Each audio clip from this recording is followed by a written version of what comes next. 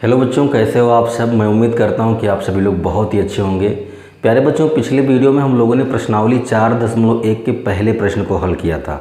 अगर आपने उस वीडियो को नहीं देखा है तो उसकी लिंक आपको इस वीडियो के डिस्क्रिप्शन बॉक्स में मिल जाएगी, आप वहाँ से देख सकते हैं। आज की इस वीडियो में हम लोग प्रश्नावली 4.1 के दूसरे प्रश्न को हल करेंगे। दूसरे प्रश्न में कह रहा है कि निम्न स्थितियों को द्विघात समीकरणों के रूप में निरूपित कीजिए। इसमें 4 पार्ट दिए गए हैं, चारों पार्ट में कुछ स्थितियां दी गई हैं। आपको इन्हें द्विघात समीकरण के रूप में लिखना है, हल नहीं करना है, सिर्फ द्विघात समीकरण के रूप में लिखना है। तो इस वीडियो को शुरू करूं उससे पहले मैं आपसे कहना चाहता हूं, अगर अभी तक आपने चैनल सब्सक्राइब नहीं किया है तो चैनल को सब्सक्राइब कर लीजिए, घंटी वाली बटन को दबा दीजिए और ऑल पर क्लिक कर दीजिए ताकि जैसे मैं कोई वीडियो अपलोड करूँ उसकी सूचना आपको तुरंत मिल जाए। तो चलिए बिना देर किए शुरू करते हैं।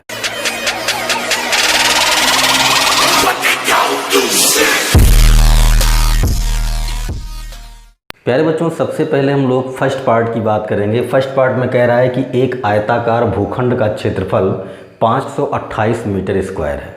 कोई आयताकार भूखंड है, उसका क्षेत्रफल क्या है? 528 मीटर स्क्वायर है। क्षेत्र की लंबाई चौड़ाई के दुगने से एक अधिक है। कंडीशन दिया है कि जो क्षेत्र की लंबाई है वो चौड़ाई के दुगने से एक अधिक है। हमें लंबाई और चौड़ाई ज्ञात करनी है। फिर से मैं बोल दूं, सिर्फ आपको इस स्थिति का द्विघात समीकरण बनाना है, बस, उसे हल नहीं करना है। ठीक है, तो देखो कैसे करेंगे। हमसे उसने कहा है कि एक आयताकार भूखंड है, तो बना लेते हैं। मान लीजिए कि एक आयताकार भूखंड हो गया, ठीक है। इसका क्षेत्रफल दिया है कितना? 528 मीटर स्क्वायर। ठीक, हम मान लेते हैं कि इसकी जो चौड़ाई है वो कितनी है? x है। अगर इसकी चौड़ाई x है तो उसने कहा है कि जो क्षेत्र की लंबाई है वो चौड़ाई के दुगने। अगर इसकी चौड़ाई x है तो लंबाई कितनी होगी? 2x। लेकिन आगे उसने क्या कहा है कि क्षेत्र की लंबाई चौड़ाई के दुगने से एक अधिक है। पहले आपको चौड़ाई का दुगना करना है, फिर उसमें एक जोड़ देना है। ठीक, तो ये हो जाएगी आपकी चौड़ाई और ये हो गई आपकी लंबाई। बात आई समझ में? भाई उसने कहा है कि जो क्षेत्र की लंबाई है वो कितनी है? चौड़ाई की दुगनी से एक अधिक है। तो पहले हम चौड़ाई का दुगना करेंगे, फिर उसमें एक जोड़ देंगे, जो भी आएगा वो लंबाई हो जाएगा। ठीक है, तो देखो कैसे करेंगे। सबसे पहले बोलेंगे कि मान लिया कि भूखंड की चौड़ाई कितनी है? x मीटर है। ठीक है, अगर भूखंड की चौड़ाई x मीटर है तब लंबाई कितनी होगी? लंबाई हो जाएगी 2x + 1 मीटर। ठीक, हमको जो कंडीशन दिया है उस हिसाब से इसकी लंबाई कितनी होगी? 2x + 1 metre. हम अच्छी तरीके से जानते हैं कि जो आयत होता है उसका क्षेत्रफल क्या होता है? लंबाई गुणे चौड़ाई। क्या होता है? लंबाई गुणे चौड़ाई। ठीक, तो आपका जो भूखंड है वो कैसा है? आयताकार है, तो इसका क्षेत्रफल क्या होगा? लंबाई गुणे चौड़ाई। तो आप बोलोगे अतः भूखंड का क्षेत्रफल बराबर क्या? लंबाई गुणे चौड़ाई। यही तो। और भूखंड का क्षेत्रफल हमको दे रखा है पहले ही, कितना? 528। ठीक, इसको पहले लिख लो, इसको बाद में, क्योंकि बराबर है तो चाहे इसको पहले लिखें चाहे इसको पहले लिखें। तो ये हो जाएगा x × 2x + 1 = 5 to 8। ठीक, x का अंदर गुणा कर लीजिए, गुणा करेंगे क्या आ जाएगा? 2x² + x। ठीक, बराबर कितना हो गया? 528। भाई x का गुणा करोगे कितना आएगा? 2x² और x का 1 में करोगे तो x आएगा। इस 528 को इधर लाओ तो हो जाएगा 2x² + x - 528 = 0। क्या ये द्विघात समीकरण है? बिल्कुल है। क्यों? क्योंकि इसमें x की अधिकतम घात कितनी है? 2 है। ठीक, हमसे कहा था कि जो भी स्थिति दी गई है उसका आप क्या करें? द्विघात समीकरण बनाएं, तो हमने बना दिया। ठीक, तो यहाँ से लिख देंगे भूखंड की लंबाई और चौड़ाई द्विघात समीकरण 2x² प्लस x माइनस 528 बराबर 0 को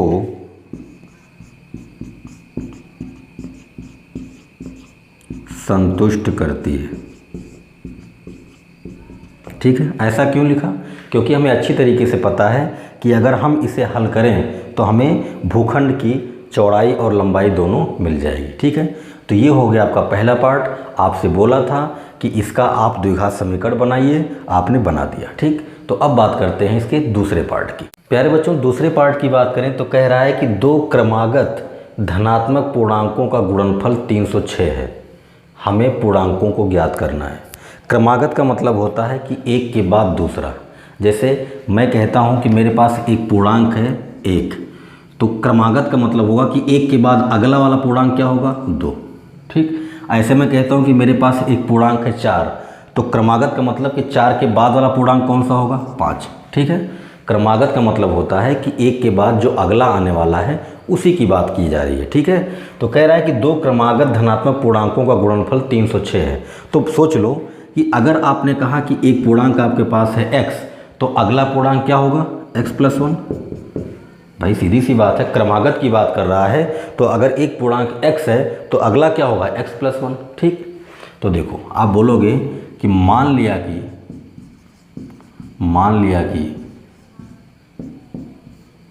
पहला पूर्णांक x है। ठीक, तब दूसरा पूर्णांक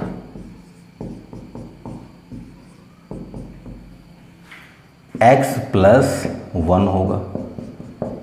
ठीक है, यही तो होगा भाई। अगर पहला पूर्णांक आपने x मान लिया तो उसका अगला वाला क्या होगा? भाई क्रमागत की बात की जा रही है ना, तो अगर पहला x है तो दूसरा क्या होगा? x + 1। ठीक, उसने कहा है कि दो क्रमागत धनात्मक पूर्णांकों का गुणनफल 306 है। ठीक, तो आप बोल दोगे ऐसे प्रश्नानुसार। ठीक, क्या पहला पूर्णांक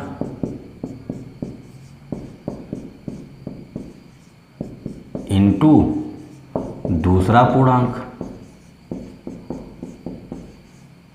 इक्वल टू कितना? 306। ठीक है, अब पहला पूर्णांक कितना है? x है, दूसरा कितना है? x + 1 है, और ये बराबर कितना? 306। x का अंदर गुणा कर लीजिए, क्या आ जाएगा? x² + x बराबर कितना? 306। 306 को इधर लाइए तो हो जाएगा x² + x माइनस कितना? 306 बराबर क्या? 0। ठीक, क्या ये द्विघात समीकरण है? बिल्कुल है। क्यों? क्योंकि इसमें x की अधिकतम घात कितनी है? 2 है। तो हमने इस स्थिति को द्विघात समीकरण के रूप में प्रदर्शित कर दिया। ठीक, अब इसे आगे हम सॉल्व नहीं करेंगे। मैं बार बार कह रहा हूँ, आपको सिर्फ द्विघात समीकरण के रूप में लिखना है। वो जितना बोलेगा हम उतना करेंगे। सॉल्व करने की जहाँ बात आएगी वहाँ हम लोग सॉल्व करेंगे। ये द्विघात समीकरण है तो जाहिर सी बात है आप इसका फैक्टर बना के इसे सॉल्व करेंगे, x के 2 मान मिलेंगे। ठीक है, तो वो काम हम लोग आगे करेंगे। अभी हमको सिर्फ द्विघात समीकरण के रूप में लिखना था, हमने लिख दिया। अब आगे की लाइन क्या होगी? बोलेंगे इसलिए दोनों धनात्मक पूर्णांक द्विघात समीकरण x² + x माइनस 306 बराबर 0 को संतुष्ट करती है। ऐसा क्यों बोल रहा हूँ? क्योंकि हमें पता है अच्छी तरीके से कि हम अगर इस समीकरण को हल करें तो हमें पहला और दूसरा पूर्णांक मिल जाएगा। ठीक है, तो ये था आपका दूसरा पार्ट। अब बात करते हैं तीसरे पार्ट। प्यारे बच्चों, तीसरे पार्ट की बात करें तो कह रहा है कि रोहन की माँ उससे 26 वर्ष बड़ी है। उनकी आयु का गुणनफल अब से 3 वर्ष बाद 360 हो जाएगी। हमें रोहन की वर्तमान आयु ज्ञात करनी है। ठीक है, तो देखो सबसे पहले हम बोलेंगे मान लिया कि रोहन की वर्तमान आयु कितनी है? x वर्ष। ठीक, तो उसके माँ की आयु, देखो कह रहा है कि रोहन की माँ उससे 26 वर्ष बड़ी है, तो अगर रोहन x वर्ष का है तो उसकी माँ कितनी की होगी? x + 26। बात समझ में आई भाई? अगर रोहन x वर्ष का है तो उसकी माँ कितने की होगी? x + 26 वर्ष की। अब आगे कह रहा है कि उनकी आयु का गुणनफल, रोहन और उसकी माँ की आयु का गुणनफल अब से 3 वर्ष बाद, तो आप बोलोगे 3 वर्ष बाद। ठीक, रोहन की आयु 3 वर्ष बाद, रोहन की आयु पहले कितनी थी? x, 3 साल बाद कितनी हो जाएगी? x + 3 वर्ष। ठीक, तथा उसके माँ की आयु, उसके माँ की आयु कितनी होगी? पहले कितनी थी? x + 26, 3 वर्ष बाद यानी +3। बात समझ में आई? और 26 में 3 जोड़ोगे कितना हो जाएगा? x + 29 वर्ष। बात समझ में आई भाई? 3 साल पहले रोहन कितने का था? x वर्ष का। उसकी माँ कितनी थी? x + 26। 3 वर्ष बाद रोहन की आयु कितनी हो जाएगी? x + 3, और उसकी माँ की कितनी हो जाएगी? x + 26 और +3 यानी x + 29। ठीक, उसने कहा है कि 3 वर्ष बाद रोहन और उसकी माँ के आयु का गुणनफल कितना हो जाएगा? 360। तो बोलोगे प्रश्नानुसार क्या हो जाएगा? x + 3 रोहन की आयु इंटू x + 29 उसके माँ की आयु। जब इन दोनों का आप गुणा करते हो तो आपको कितना मिलता है? 360। बात आई समझ में? गुणा कर लेते हैं, x का x में करेंगे तो x² हो जाएगा, प्लस x का 29 में करेंगे तो ये हो जाएगा 29x। ओके, 3 का करोगे x में तो ये हो जाएगा 3x, धन 3 का करना है 29 में, तो 3 × 27 और 3 दूना 6 और 2 8। बात समझ में आई? बराबर 360। ठीक, 29x और 3x दोनों जुड़ जाएंगे तो हो जाएगा x² प्लस 32x प्लस 87, और इस 360 को इधर लाओगे तो ये माइनस हो जाएगा, -360 बराबर कितना? 0। 360 में से 87 घटा लीजिए, 360 में से 87 माइनस करना है आपको, क्योंकि ये माइनस है ये प्लस है, तो जब विपरीत चिन्ह होते तो घट जाता है। 10 में से 7 निकल गया 3, यहाँ पर बचा 5, 15 में से 8 निकलेगा तो आएगा 7 और यहाँ बचेगा 2। चूँकि ये बड़ा है इसके सामने का चिन्ह माइनस है तो ये माइनस होगा, तो यहाँ से आपको मिल जाएगा x² प्लस 32x माइनस 273 = 0। ठीक है, ये समीकरण कैसा है? द्विघात समीकरण है। क्यों? क्योंकि इसमें x की अधिकतम घात कितनी है? 2 है। तो हमने इस स्थिति को द्विघात समीकरण के रूप में लिख दिया। अब इस समीकरण को अगर हम हल करें तो हमें रोहन की वर्तमान आयु मिल जाएगी। ठीक है, लेकिन हमें हल नहीं करना है, तो हम लिखेंगे क्या? हम लिखेंगे इसलिए रोहन और उसके माँ की आयु द्विघात समीकरण x² प्लस 32x माइनस 273 = 0 को संतुष्ट करती है। संतुष्ट करने का मतलब होता है कि अगर हम इन्हें हल करें तो हमें रोहन और उसके माँ की आयु मिल जाएगी। ठीक, तो ये था आपका तीसरा पार्ट। मैं उम्मीद करता हूँ आप समझ गए होंगे। अब बात करते हैं इसके आखिरी यानी चौथे पार्ट की। प्यारे बच्चों, चौथे पार्ट की बात करें तो कह रहा है कि एक रेलगाड़ी 480 किलोमीटर की दूरी समान चाल से तय करती है। समान चाल का मतलब होता है कि अगर कोई वस्तु एक स्थान से 60 किलोमीटर प्रति घंटा की रफ्तार से चलना शुरू करे तो उसको जहाँ तक जाना है वह उसी रफ्तार से जाए, उसकी रफ्तार में कोई परिवर्तन ना हो, उसकी चाल में कोई परिवर्तन ना हो। अगर चाल में परिवर्तन नहीं होता है तो हम बोलते हैं कि उसकी चाल क्या है, एक समान है। ठीक है, तो कह रहा है कि एक रेलगाड़ी 480 किलोमीटर की दूरी समान चाल से तय करती है। यदि इसकी चाल 8 किलोमीटर प्रति घंटा कम होती तो वह उसी दूरी को तय करने में 3 घंटे अधिक लेती। रेलगाड़ी की चाल ज्ञात करनी है। ये बात आप अच्छी तरीके से जानते हैं कि अगर चाल कम हो तो समय ज़्यादा लगेगा और अगर चाल ज़्यादा हो तो समय कम लगेगा। यहाँ पर अगर उसकी चाल 8 किलोमीटर प्रति घंटा कम हो जाए तो जाहिर सी बात है समय ज़्यादा लगेगा। ठीक है, तो देखो कैसे करेंगे। सबसे पहले आप बोलोगे मान लिया कि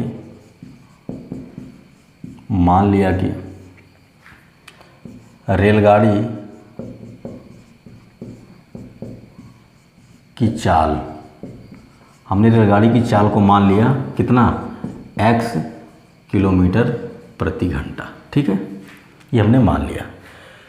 कुल दूरी कितनी है, कुल दूरी तो क्वेश्चन में दिया है,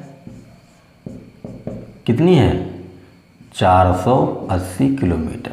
ठीक, आप ये बात अच्छी तरीके से जानते हैं कि चाल बराबर होता है दूरी बटा समय, ये आप जानते हैं। यहाँ से अगर मैं समय निकालूं तो समय बराबर क्या आएगा, दूरी बटे चाल।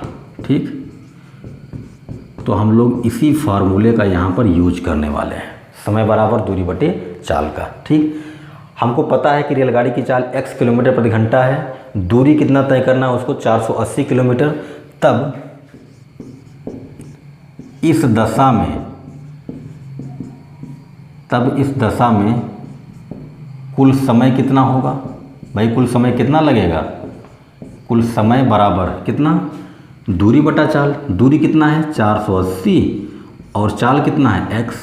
इसका मतलब कि रेलगाड़ी को 480 बटे x घंटा लगेगा। ठीक, इतनी दूरी तय करने में रेलगाड़ी को 480 बटा x घंटा लगने वाला है। कब, जब उसकी चाल x किलोमीटर प्रति घंटा हो। ठीक, तथा यदि